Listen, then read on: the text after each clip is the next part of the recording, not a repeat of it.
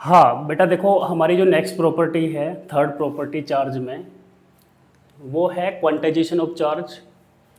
अब quantization of charge में आपको ध्यान रखना है कि किसी भी बॉडी का जो टोटल चार्ज है वो हमें इस प्रॉपर्टी से पता लगता है कि वो चार्ज जो है वो माइक्रोस्कोपिक लेवल पे एग्जिस्ट करेगा भी या नहीं करेगा।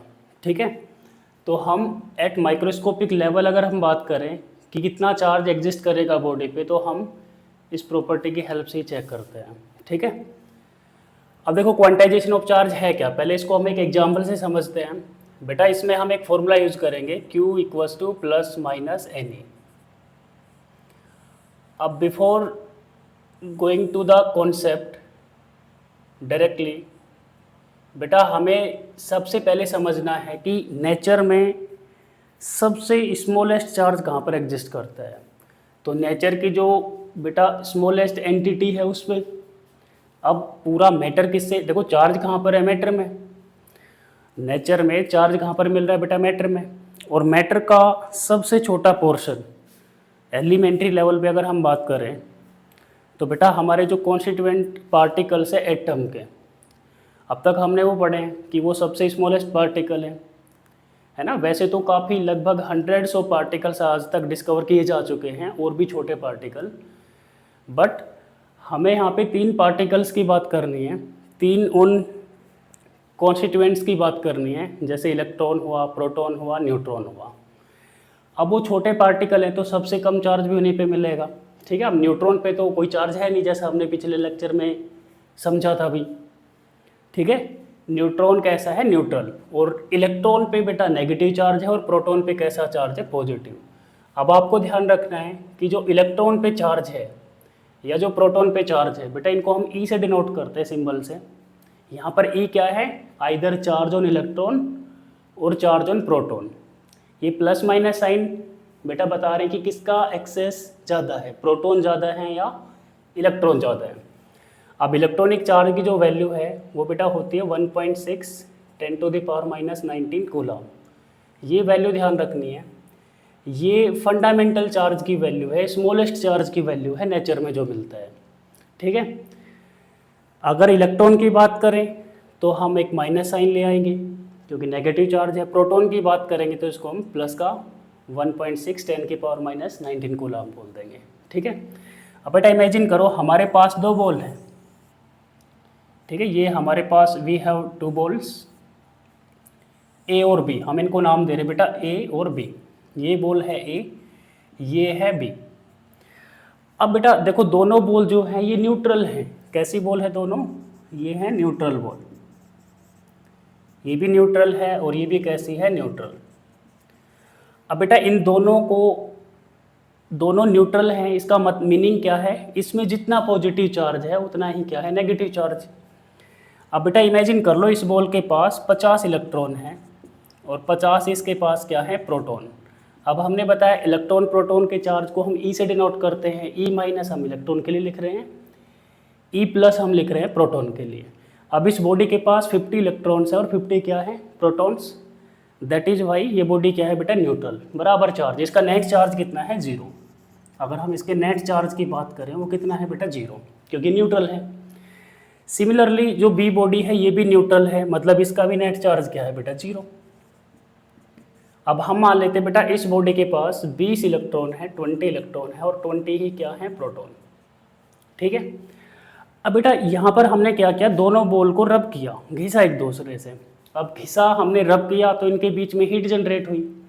अब एक टर्म आती है बेटा वर्क फंक्शन, एक टर्म आती है वर्क फंक्शन। अब ये वर्क फंक्शन क्या है बेटा, वर्क फंक्शन हर एक मटेरियल का होता है बेसिकली वो मिनिमम एनर्जी जिस पे उस मटेरियल के जो इलेक्ट्रॉन्स हैं, सरफेस इलेक्ट्रॉन्स हैं, वो एक्साइट हो जाएं निकलने के लिए, है ना। उस मिनिमम एनर्जी को हम क्या बोलते हैं, वर्क फंक्शन। अब देखो बेटा इसके अंदर 50 इलेक्ट्रॉन है, इसके अंदर 20 इलेक्ट्रॉन है। प्रोटॉन तो कहाँ पर है, न्यूक्लियस में। अब प्रोटॉन तो निकलेगा नहीं, एक्साइट होगा नहीं, एक्साइट कौन होगा, इलेक्ट्रॉन। अब हम दोनों बॉल को रब कर रहे हैं, अब दोनों बॉल का कुछ ना कुछ वर्क फंक्शन है। वर्क फंक्शन हमने फिर से बताया क्या है बेटा, ये वो मिनिमम एनर्जी है, minimum energy at which electrons eject from metal surface. ठीक है बेटा, बॉडी के सरफेस से जब इलेक्ट्रॉन बाहर निकलते हैं तो उनको कुछ एनर्जी चाहिए होती है, उस मिनिमम एनर्जी को हम क्या बोलते हैं, वर्क फंक्शन। अब मान लो बेटा इस बॉल का वर्क फंक्शन है 5 इलेक्ट्रॉन वोल्ट, ऐसे इमेजिन कर लो, इसका कितना है 5 इलेक्ट्रॉन वोल्ट, और इसका वर्क फंक्शन है बेटा 8 इलेक्ट्रॉन वोल्ट। मतलब इसके इलेक्ट्रॉन को निकालने के लिए हमें ज़रूरत है 8 इलेक्ट्रॉन वोल्ट एनर्जी की, और इस वाले इलेक्ट्रॉन को निकालने के लिए 5 इलेक्ट्रॉन वोल्ट की। अब हम दोनों को रब कर रहे हैं, अब बेटा रब कर रहे हैं तो हीट जनरेट होते जा रही है। अब हीट जब जनरेट होगी तो पहले सीधा 8 बनेगी, पहले 5 बनेगी। भाई पहले हम ही रब कर रहे हैं 1 इलेक्ट्रॉन वोल्ट, 2 इलेक्ट्रॉन वोल्ट, 3, 4, 5 ऐसे बढ़ते जा रही है। अब बेटा 5 होती है इसके इलेक्ट्रॉन, जो सरफेस इलेक्ट्रॉन वो एक्साइट होने लगेंगे, है ना। अब वो एक्साइट होके किसके पास जाएंगे, इसके पास।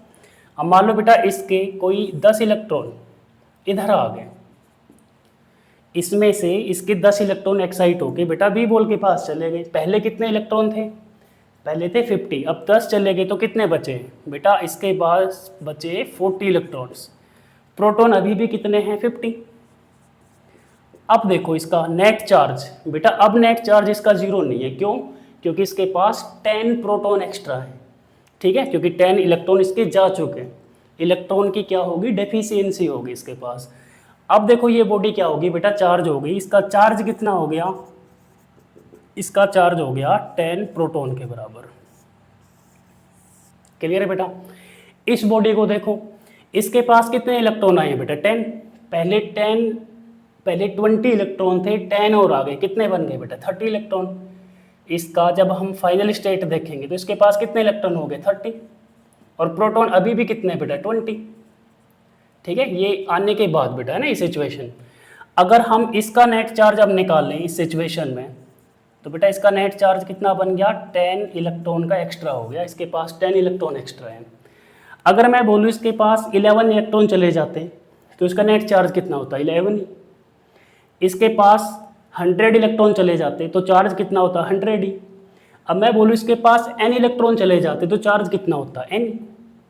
अब यहाँ पर जो फॉर्मूला देखो बेटा, ये प्रॉपर्टी हमें क्या बताएगी, टोटल चार्ज के बारे में, कि किसी बॉडी पे टोटल चार्ज कितना एग्जिस्ट करेगा। तो कितने एग्जिस्ट करेगा, NE। n क्या है बेटा, कोई इंटीजर, 1, 2, 3, 4, 5। अब यहाँ पे ऐसी पॉसिबिलिटी तो होगी नहीं कि आधा इलेक्ट्रॉन इधर चला जाए आधा इधर रह जाए, जाएगा तो कंप्लीट ही। ठीक है, पूरे पैकेट्स की फॉर्म में जाएगा, कंप्लीट चार्ज जाएगा। तो हमें क्या ध्यान रखना है कि जो टोटल चार्ज है किसी भी बॉडी का, टोटल चार्ज है बेटा ये किसी भी बॉडी का, वो कितना होगा, इंटीजर मल्टीपल, n यहाँ पर इंटीजर है, इंटीजर मल्टीपल होगा किसका, E का। और व्हाट इज E बेटा, अभी क्या बताया था, E फंडामेंटल चार्ज या charge on electron, fundamental charge, या हम कह सकते हैं चार्ज ऑन इलेक्ट्रॉन, या हम कह सकते हैं चार्ज ऑन प्रोटॉन। तो इस क्वांटाइजेशन ऑफ चार्ज को अगर हम डेफिनेशन वाइज लिखें तो बेटा क्या लिखेंगे, अगर हम इसका डेफिनेशन लिखें तो क्या लिखेंगे, total charge on a body is equal to integer multiple of fundamental charge.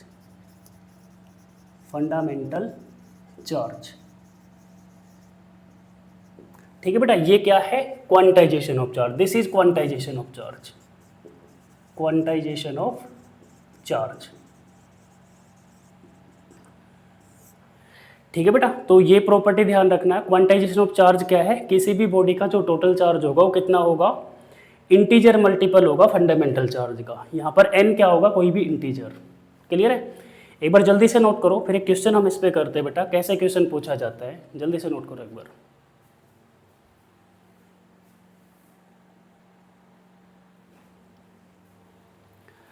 हाँ बेटा देखो, इसके ऊपर हमने क्वेश्चन लिखा है, क्या किसी बॉडी पे 80 × 10⁻⁻19 कूलम इतना चार्ज एग्जिस्ट कर सकता है कि नहीं कर सकता। ठीक है, तो हम कितना चार्ज एग्जिस्ट करेगा, how much charge can exist, इसके लिए हम किसका यूज़ करते हैं, क्वांटाइजेशन का।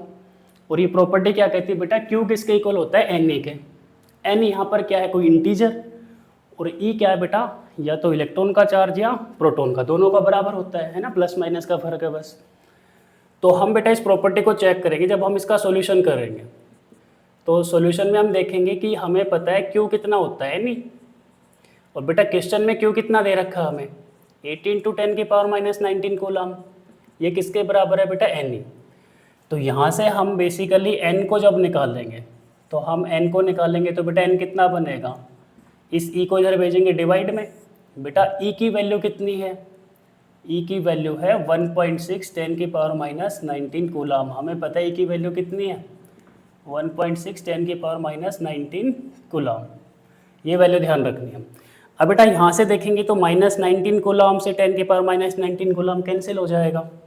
पॉइंट को हटाएंगे यहाँ से और यहाँ पर हम 0 लगा देंगे बेटा। अब 16 5 जा 80 कितना आ जाएगा 50। अब ये बताओ बेटा n50 जो वैल्यू आई है n की एक इंटीजर है, और अगर इंटीजर है तो ये चार्ज क्या करेगा, एग्जिस्ट। तो हम क्या बोलेंगे इसमें, yes it exist as n is an integer. Clear है बेटा ये सबको। अब देखो बेटा इसके अंदर हम अगर बात करें प्रॉपर्टी में, तो एक प्रॉपर्टी और आती है बेटा इसके अंदर, that is invariance. Invariance of charge. अब देखो बेटा इनवेरिएंस प्रॉपर्टी क्या कहती है कि जो बॉडी का चार्ज है वो इंडिपेंडेंट होता है उसकी स्पीड पे, उसकी वेलोसिटी पे। तो हम क्या कहेंगे, जो टोटल चार्ज है, नेट चार्ज है, net charge on a body is, वो क्या होता है बेटा, इंडिपेंडेंट होता है, is independent on its speed, on its speed. ठीक है। तो बेटा नेट चार्ज बॉडी का स्पीड से इफेक्ट नहीं होगा, ये ध्यान रखना है सबको। क्लियर है। एक प्रॉपर्टी और काफ़ी बार बेटा डिस्कस की जाती है, जैसे आप 12th क्लास की एनसीईआरटी में उठा के देखोगे, थोड़ा चार्ज का वहाँ पे और थोड़ा डिटेल दे रखा है as compare to 10th class.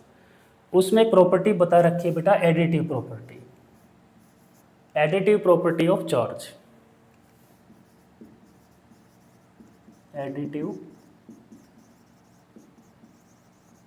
Property of charge.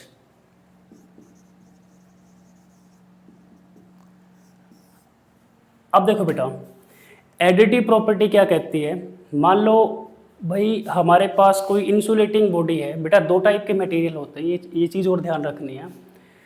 एक होता है कंडक्टर, एक होता है इंसुलेटर। अगर हम चार्ज के फ्लो की बात करें तो कंडक्टर में क्या होता है, चार्ज का फ्लो इजी होता है, और इंसुलेटर में क्या होता है बच्चों, चार्ज का फ्लो रेस्ट्रिक्टेड होता है। जैसे हम किसी भी सरफेस पे, इंसुलेटिंग बॉडी के सरफेस पे चार्ज हम पुट करेंगे तो वो चार्ज वहीं पे रुकेगा, आगे चलेगा नहीं, क्योंकि उसका बिहेवियर हाई रेजिस्टेंस है। अब बेटा मान लो हमारे पास ये कोई बॉडी है, कोई इंसुलेटिंग बॉडी है। अब हमने इस बॉडी के इतने रीजन में चार्ज रखा पॉजिटिव, मान लो प्लस का 3 कूलम। बेटा इतने से रीजन में हमने नेगेटिव चार्ज दिया, ये दे दिया हमने मान लो माइनस का 6 कूलम। इतने से रीजन में बेटा हमने फिर से इसमें हाई डेंस पॉजिटिव चार्ज दिया, ये था इमेजिन प्लस का 6 कूलम। और जो ये रीजन है बेटा यहाँ पर हमने नेगेटिव चार्ज रखा माइनस का 8 कूलम। अब एडिटिव प्रॉपर्टी क्या कहती है कि जैसे चार्ज स्केलर क्वांटिटी है, तो एक बॉडी के अलग अलग हिस्से में जो चार्ज है उन सब का सम क्या बनेगा, उस बॉडी का टोटल चार्ज। तो total charge on a body कितना होगा बेटा, सारे चार्ज का एल्जेब्रिक सम। तो बेटा ये प्रॉपर्टी क्या कहती है, ये कहती है algebraic sum of all charges is equal to the total charge of body, total charge of body. अब बेटा इसका ध्यान रखना, ये कहाँ पर लगेगा, ये लगेगा इंसुलेटिंग बॉडी के केस में। अगर ये कंडक्टर होता तो बेटा कंडक्टर में आपको ध्यान रखना है क्या कि कंडक्टर के सरफेस पे चार्ज जैसे हम डालेंगे, अब चार्ज उसके ऊपर फ्लो करता है ना, तो चार्ज पूरे सरफेस पे फैल जाता है, ऐसे एक जगह स्टे नहीं करेगा कंडक्टर के केस में। उसके ऊपर क्या बनेगा, नेट चार्ज बनेगा, ये ध्यान रखना। इंसुलेटिंग बॉडी के जिस भी पार्ट पे आप चार्ज रखोगे वो चार्ज वहीं पे रहेगा। वहीं पे आपके पास मान लो कोई कंडक्टिंग बॉडी है तो वो सारा चार्ज उसके सरफेस पे चला जाता है ना। All charges given to a metal is reside on its outer surface. ठीक है, तो बच्चों ये हमने 5 प्रॉपर्टी डिस्कस करी चार्ज की, कुछ बेसिक समझा। अगली क्लास में बेटा हम पढ़ेंगे अबाउट इलेक्ट्रिक करंट, और जो हमारे सीबीएसई में जो क्वेश्चन पूछे जाते हैं अबाउट इलेक्ट्रिक पोटेंशियल डिफरेंस, वो हम नेक्स्ट अपकमिंग जो लेक्चर्स होंगे हमारे उनमें देखेंगे। तब तक के लिए बाय।